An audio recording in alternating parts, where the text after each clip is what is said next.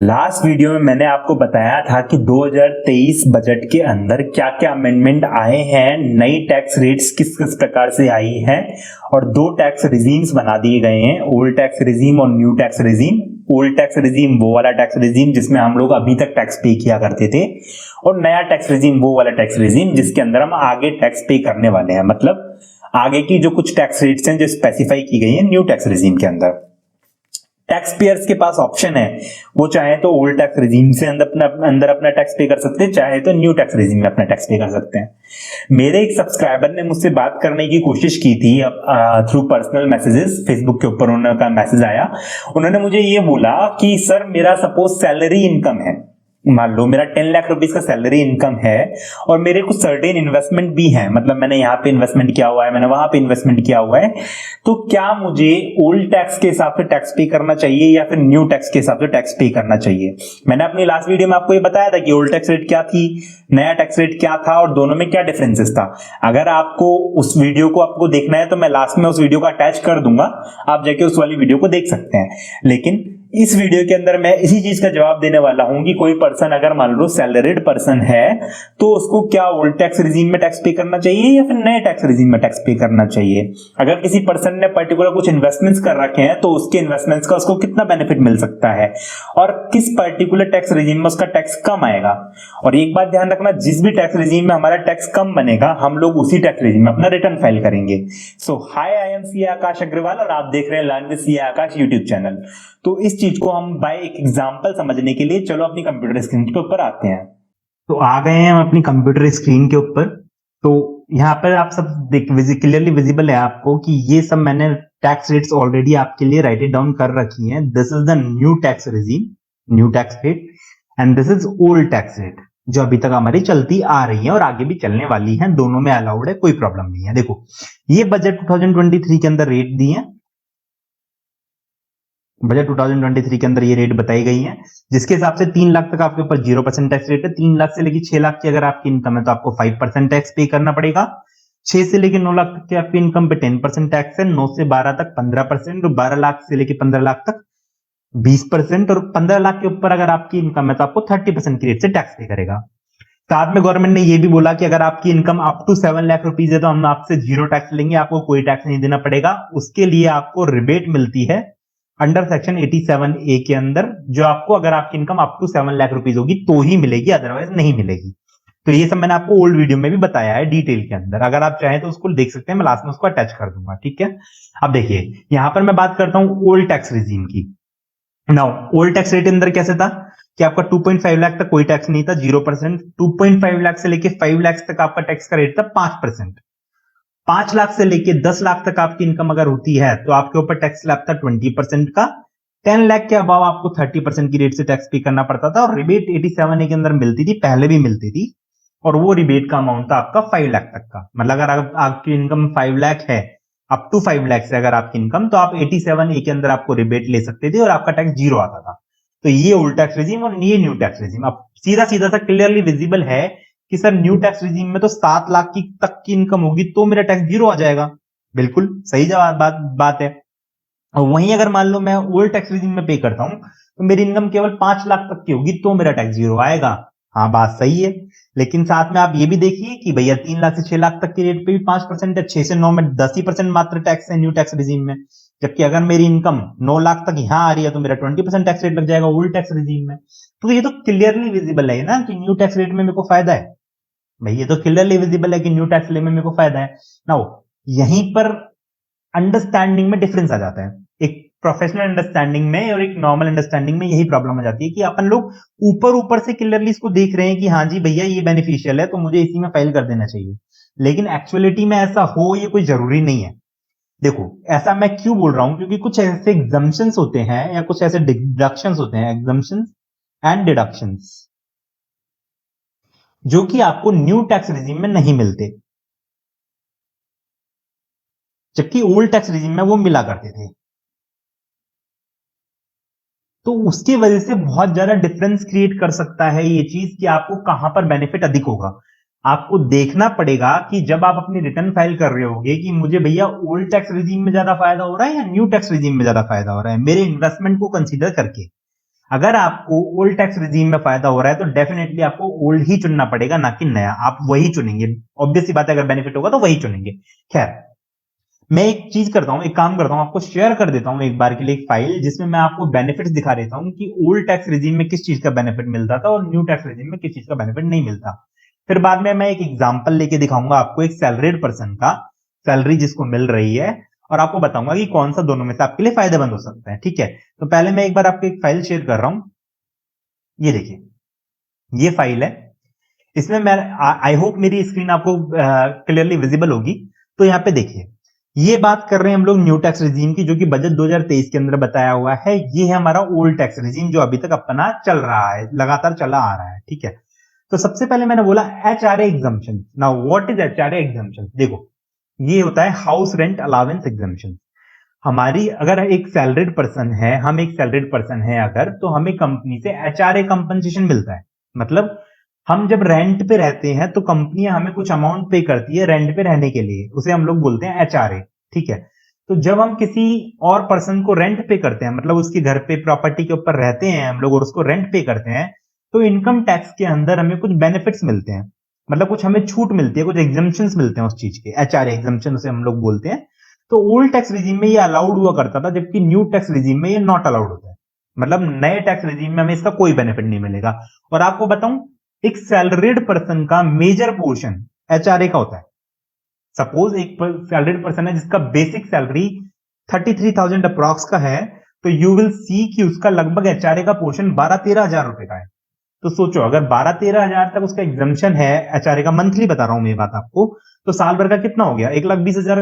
10 महीने का भी मानो तो 1,20,000 हो गया। ठीक है, 12,000 के हिसाब से, तो मतलब जो भी है अमाउंट लगभग 144 जो भी आता है, तो वो इतना सारा पोर्शन हमारा नॉट अलाउड हो जाएगा न्यू टैक्स रिजीम के अंदर। यार हमारी इनकम लगभग भाई 1,20,000 1,25,000 से ज्यादा आ रही है, लेकिन नहीं, उससे कोई मतलब नहीं है, आपको डिसअलाउड रहेगा, क्योंकि ये न्यू टैक्स रिजीम में अलाउड नहीं एचआरए। ठीक है, ओके। नाउ दूसरी बात, स्टैंडर्ड डिडक्शंस। जब कोई पर्सन सैलरी रिसीव करता है किसी से, देखो ये वीडियो मैं स्पेसिफिकली ज्यादा प्रेशराइज करके सैलरी वाले के लिए बना रहा हूं, लेकिन ऐसा नहीं है कि जिनकी अदर सोर्सेज से इनकम है, फॉर एग्जांपल बिजनेस से इनकम है या अदर सोर्स से इनकम है या हाउस प्रॉपर्टी से इनकम है, उन पे अप्लाई नहीं होगा। बिल्कुल, ये सेक्शन तब भी अप्लाई होगा और न्यू टैक्स रेट वही रहने वाली है, ओल्ड टैक्स रेट वही रहने वाली है। आपको अपना कंसीडर करना पड़ेगा कि आपने क्या इन्वेस्टमेंट किया हुआ है और कितना आपको मिलेगा। ठीक है, उसी के हिसाब से आपको टैक्स पे करना है। लेकिन क्योंकि मेरे सब्सक्राइबर में मुझे सैलरी पर्सन है और ज्यादातर भारत का ज्यादातर पॉपुलेशन सैलरी वाला है, जो रिटर्न फाइल करता है, जो गवर्नमेंट को टैक्स पे करता है, तो मैं उसको कंसीडर करके चल रहा हूं। ठीक है, तो सैलरी वाले पर्सन को 50,000 रुपए का स्टैंडर्ड डिडक्शन दिया जाता है, डायरेक्टली सैलरी के बेनिफिट दिए जाते हैं। 50,000 रुपए की उसकी इनकम कम कर दी जाती है, 50,000 रुपए से उसकी इनकम कम कर दी जाती है, इसे हम लोग बोलते हैं स्टैंडर्ड डिडक्शन।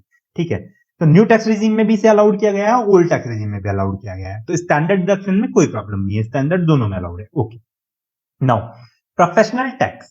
देखो, लगभग 200 रुपए का या 300 रुपए का जो सैलरी पर्सन होता है उनका प्रोफेशनल टैक्स काटा जाता है। जो लोग प्रोफेशनल्स होते हैं और जॉब कर रहे होते हैं, उनको मंथली 200 रुपए या 300 रुपए का टैक्स काटा जाता है, इसे बोलते हैं हम लोग प्रोफेशनल टैक्स। तो जो भाई साल भर का कितना हो गया, सपोज मेरा मान लो 200 रुपए का है, तो लगभग 2400 रुपीज का मेरा प्रोफेशनल टैक्स हो गया।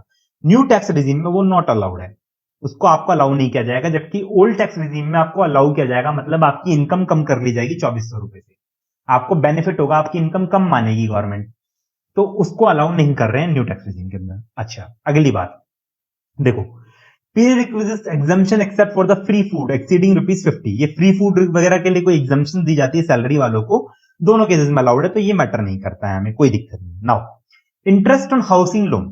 अब आपको पता होगी ये बात कि section 24 income from house property के अंदर सेक्शन 24 ऑफ इनकम टैक्स ये बोलता है कि आप हाउसिंग लोन जब आप लेते हो किसी भी बैंक से, फाइनेंशियल इंस्टीट्यूशन से आप हाउसिंग लोन लेते हो, तो उसका जो भी इंटरेस्ट आप पे करते हो उसका छूट हमें सेक्शन 24 के अंदर मिल जाता है, इनकम फ्रॉम हाउस प्रॉपर्टी के अंदर अप टू 2 लाख रुपीज। अगर मान लो आप सेल्फ ऑक्यूपाइड प्रॉपर्टी है, मतलब आप खुद रहते हो, अपना घर बनवाते हो, इंटरेस्ट लेके ब्याज लेके अपना खुद का घर बनवाते हो, तो आपको 2 लाख रुपए तक की छूट मिल जाती है। ठीक है, इनकम फ्रॉम हाउस प्रॉपर्टी के अंदर ये चीज आपको नहीं मिलेगी न्यू टैक्स रिजीम में। अगर आपका ब्याज है, आपने हाउस लोन लिया हुआ है, आप ब्याज पे कर रहे हो, इंटरेस्ट पे कर रहे हो, तो आपको कोई छूट नहीं है नए टैक्स लॉ के अंदर, क्योंकि ओल्ड टैक्स रिजीम के अंदर आपको इसमें हम लोगों को बेनिफिट मिलता था। ठीक है, अच्छा, उसके बाद सबसे दुख की बात, मतलब जो सबसे मेन मेजर कॉन्सेप्ट है, वो कंपोनेंट है, वो है सेक्शन 80C का। नाउ ये सेक्शन 80C क्या होता है? गवर्नमेंट अपने टैक्स असेसीज को, मतलब जो लोग टैक्स पे कर रहे हैं गवर्नमेंट को, उनको मोटिवेटेड रखने के लिए या फिर उनका इन्वेस्टमेंट करवाने के लिए, उनको अच्छी जगहों पे उनका पैसा सेफ रहे, उनको लाइफ में आगे फ्यूचर में कोई प्रॉब्लम ना हो, इसके लिए एक सेक्शन 80C उन्होंने बनाया हुआ है गवर्नमेंट ने, जो आपको डिडक्शंस प्रोवाइड कराता है। गवर्नमेंट कहती है कि अगर आप अपने पैसे को हमारे हिसाब से खर्च करते हैं, मतलब जो हमने बताया हुआ है उस स्कीम्स, उन स्कीम्स में अपना पैसा डालते हैं, तो हम आपको लगभग 1.5 लाख रुपए का बेनिफिट देंगे। आपकी इनकम 1.5 लाख रुपए से हम लोग कम कर देंगे। सोचिए 1,50,000 rupees, which is a great amount. अगर मान लो आपका भैया कितना 30% का टैक्स भी रहा तो लगभग 45,000 रुपीज बचते हैं इससे, अगर आपका 1.5 लाख रुपए का इनकम कम हो जाता है तो। ठीक है, तो देखो 80C के अंदर हम लोग कई जगह पे इन्वेस्टमेंट कर सकते हैं, जैसे लाइफ इंश्योरेंस कंपनी से, लाइक LIC हम लोग ले रहे हैं, मान लो LIC बाय कर रहे हैं हम लोग, लाइफ इंश्योरेंस वगैरह बाय कर रहे हैं। इसके अलावा प्रोविडेंट फंड, सैलरी वालों को तो ज्यादातर मेजर पोर्शन प्रोविडेंट फंड में जाता ही जाता है, प्रोविडेंट फंड में जो जाता है उसका बेनिफिट मिलता है, लेकिन PF जो है वो, इसका जो 80C का बेनिफिट है, जो ये आप लोग न्यू टैक्स रेजिम में आप लोग नहीं ले सकते। मतलब 1.5 लाख का बेनिफिट आप नए टैक्स रेजिम में नहीं ले सकते, केवल ओल्ड टैक्स रेजिम से अगर आप अपनी रिटर्न फाइल करते हैं तो ही ले सकते हैं। तो मतलब आप PF का भी बेनिफिट नहीं ले पाओगे। फाइन। उसके बाद इक्विटी लिंक सेविंग स्कीम्स, यानी कि ELSS वगैरह जो है, ठीक है, इनका बेनिफिट आप नहीं ले पाओगे। ULIPs, unit link insurance plan, मतलब जैसे आप मार्केट वगैरह में इन्वेस्टमेंट्स करते हैं, यूलिप वगैरह लेते हैं, तो आप उनका भी बेनिफिट नहीं ले सकते।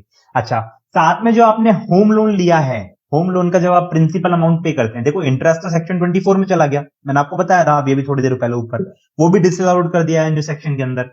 साथ में जब हम लोग होम लोन का प्रिंसिपल अमाउंट जो पे करते हैं, उसका डिडक्शन हम लोग 80C के अंदर ले सकते हैं, वो भी डिसअलाउड है, उसको भी नॉट अलाउड कर दिया है अब। ठीक है, इसके अलावा कोई ट्यूशन फी अगर आप अपने बच्चे की पे कर रहे हैं, तो ट्यूशन फी का बेनिफिट मिलता था, वो नहीं मिलेगा।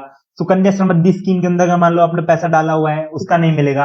अगर मान लो आपने 5 साल से अधिक की FD ले रखी है, उसमें अगर आपने पैसा डाला है, उसका बेनिफिट नहीं मिलेगा। तो ये सारे बेनिफिट न्यू टैक्स रेजिम में नहीं मिलते हैं, जबकि ओल्ड टैक्स रेजिम में मिलता था, 1.5 लाख तक का बेनिफिट मिलता था। तो सबसे बड़ा प्रॉब्लम ये है, जो मुझे लगता है पर्टिकुलरली न्यू टैक्स रेजिम के अंदर ये आपको बेनिफिट्स नहीं मिलेंगे। अच्छा, इसके बाद ऑन कंट्रीब्यूशन टू NPS, देखिए ये होता है पेंशन स्कीम, होती है न्यू पेंशन स्कीम, जिसके अंदर हम लोग 50,000 रुपए तक का बेनिफिट लेते थे खुद का कंट्रीब्यूशन करके अलग से। मतलब सेक्शन 80C में तो हम लोग बेनिफिट लेते ही हैं 1.5 लाख तक का। इसके अलावा न्यू पेंशन स्कीम में हम लोग बेनिफिट लेते थे 50,000 रुपए तक का, अगर हम लोग इन्वेस्टमेंट करते थे तो ओल्ड सेक्शंस में, ओल्ड टैक्स रिजीम में, देखिए अलाउड है यहाँ पे। लेकिन न्यू टैक्स रिजीम में वो भी डिसअलाउड कर दिया, भैया वो भी नहीं मिलेगा। हाँ भैया वो भी नहीं मिलेगा, मतलब आपको 50,000 का और बेनिफिट नहीं मिलेगा। इसके बाद समझो मेडिकल इंश्योरेंस, आजकल हर किसी का इंश्योरेंस होता है, ज्यादातर मेजोरिटी का इंश्योरेंस है भैया। हॉस्पिटल के बिल कब आपकी सारी सेविंग खा जाए कोई कुछ नहीं कह सकता, टीवी पे भी आपने सुना होगा और मैं भी ये बात कह रहा हूं। ठीक है, इन सब चीजों से बचने के लिए लोग क्या करते हैं, मेडिकल इंश्योरेंस कराते हैं, खुद का कराते हैं, खुद की वाइफ का कराते हैं, खुद के बच्चे का कराते हैं, खुद की मम्मी पापा का करवाते हैं। तो इन मेडिकल इंश्योरेंसेस का हमें पहले बेनिफिट मिलता था ओल्ड टैक्स रिजीम के अंदर, 25,000 रुपए सेल्फ के लिए मिलता था, और अगर आपकी फैमिली वगैरह के लिए तो 25,000 रुपए फैमिली के लिए मिलता था, मतलब फादर के लिए, मदर के लिए। और अगर आपके मदर फादर 60 साल की उम्र से अधिक होते थे तो आपको वही बेनिफिट 50,000 का हो जाता था। तो इतना हैवी बेनिफिट अब नहीं मिलेगा न्यू टैक्स रिजीम में, काम खत्म हो गया। न्यू टैक्स रिजीम वो भी नहीं मिलेगा, नहीं मिलेगा, मेडिकल इंश्योरेंस का कोई बेनिफिट नहीं मिलेगा। अच्छा, 80U सेक्शन डिसेबिलिटी वगैरह वाले वो भी नहीं मिलेंगे, मतलब कोई पर्सन अगर मान लो डिसेबल है, आप उसकी सेवा वगैरह करते हैं तो पैसा लगता है, तो वो भी नहीं मिलेगा। अच्छा, इसके अलावा आप एजुकेशन लोन लेते हो और उसके ऊपर आपका इंटरेस्ट जाता है, तो उसके ऊपर आपको बेनिफिट मिला करता था ओल्ड टैक्स रिजीम में। आपका मान लो व्हीकल है, व्हीकल के ऊपर आपने लोन लिया है, तो उसके ऊपर आपको बेनिफिट मिला करता था इंटरेस्ट पेमेंट पे, अब वो नहीं मिलेगा। ठीक है, कोई आप डोनेशन करते हो, अरे भाई कम से कम डोनेशन को तो कंसीडर करो, लेकिन अगर आप मान लो कोई डोनेशन करते हो तो अब न्यू टैक्स रेजिम में वो भी कंसीडर नहीं करेंगे, उससे भी आपकी कोई इनकम कम नहीं की जाएगी, पहले इनकम कम की जाती थी। ठीक है, इसके अलावा डोनेशन आप पॉलिटिकल पार्टी को देते हो, यानी मान लो आपने किसी भी पार्टी के पास कोई चंदे के रूप में मान लो डोनेशन दिया आपने, ठीक है, इलेक्ट्रोल फंड वगैरह होते हैं वो अलग चीज होती है, लेकिन अगर किसी ने डोनेशन किया तो ओल्ड टैक्स रेजिम में बेनिफिट मिलता था, अब नहीं मिलता है। ठीक है, तो ये मैंने एक बार आपको क्लासिफिकेशन बता दिया है दोनों में कि ओल्ड टैक्स रेजिम में न्यू टैक्स रेजिम में क्या अंतर है। कितने सारे इन्वेस्टमेंट ऐसे जिनका बेनिफिट हमें न्यू टैक्स रेजिम में नहीं मिलता है, ओल्ड टैक्स रेजिम में मिलता है, लेकिन न्यू टैक्स रेजिम में अपना टैक्स रेट कम है, ओल्ड टैक्स रेजिम में टैक्स रेट ज्यादा है। तो बस आपको ये चीज कंसीडर करनी है कि दोनों केसेस में से आपको किस में बेनिफिट होने वाला है, उसके हिसाब से आप रिटर्न फाइल करेंगे। एक बार एक काम करते हैं कि एग्जांपल ले लेते हैं।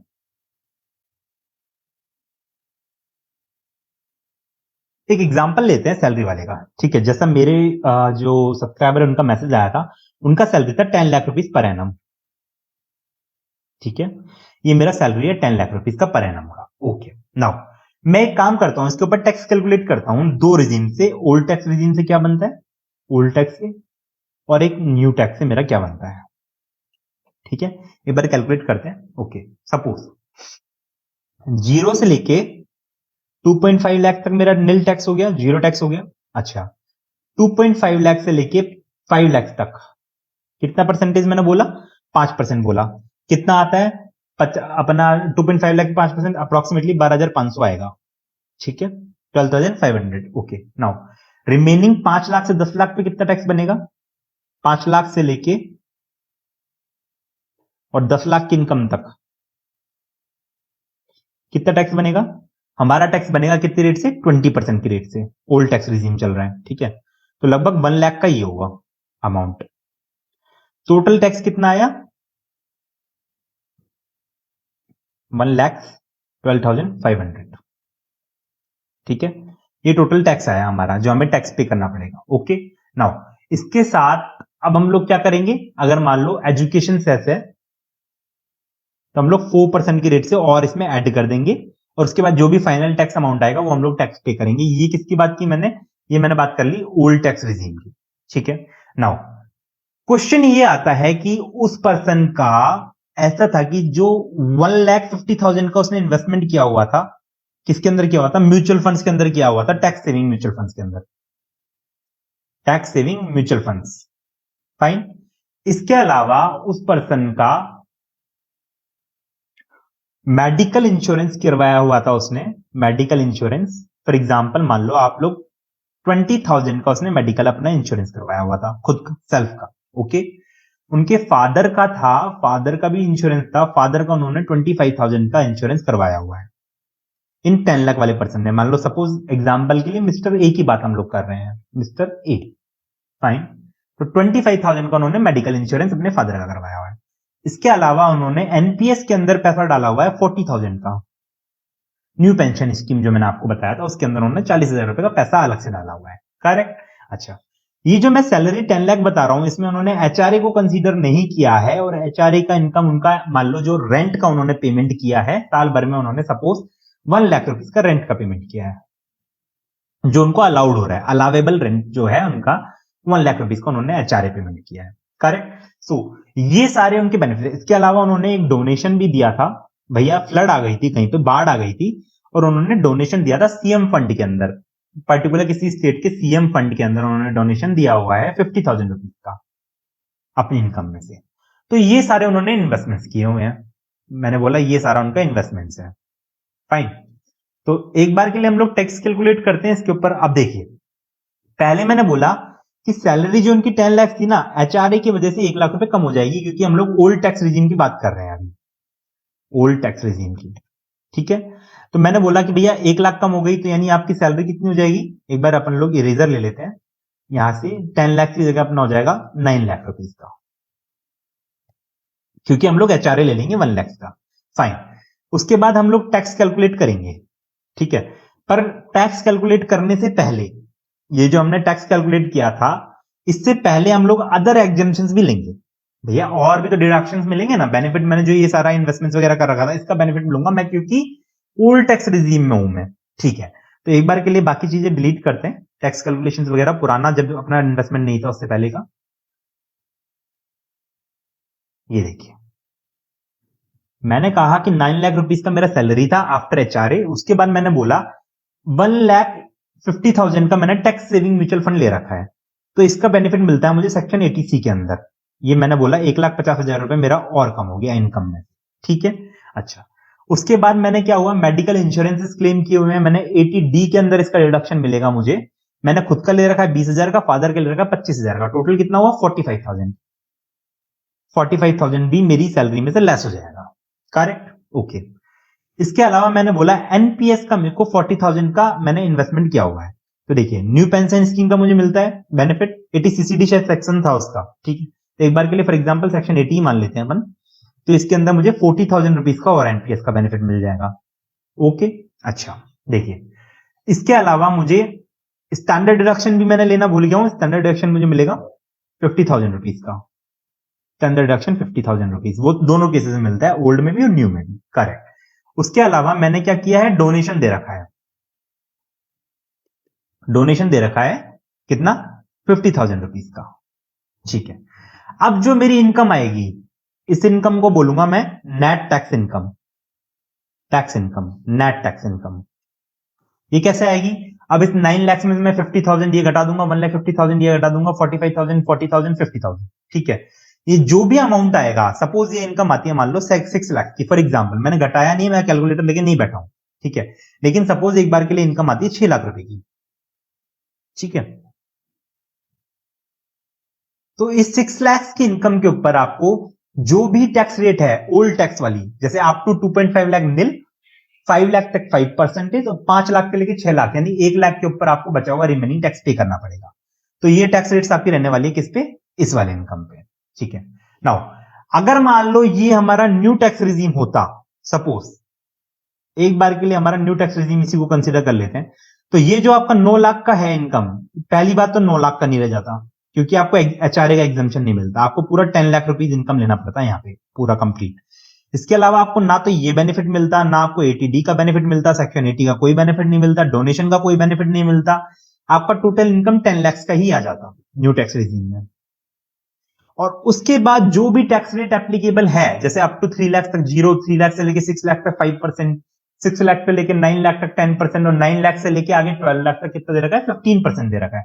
तो 9 लाख से लेके 10 लाख तक 1 लाख हो गया, उसके ऊपर अपने लोग 15% का टैक्स रेट लगाएंगे।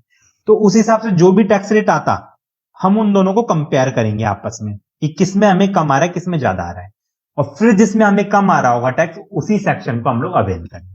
आई होप आपको ये बात बिल्कुल क्लियर हो रही होगी कि हमारे इन्वेस्टमेंट्स का इतना मेजर इफेक्ट पड़ता है और हमें उसको कंसीडर करना चाहिए, ठीक है। तो मैं अभी के लिए अपने स्टॉप करता हूं शेयरिंग। तो ये आज का वीडियो में मैंने आपको क्लियर करने की कोशिश किया है, आई होप आपको अच्छा लगा होगा। अगर आपको अच्छा लगे तो इस वीडियो को लाइक करें, अपने दोस्तों के साथ शेयर करें और मुझे सब्सक्राइब करें। Thank you so much.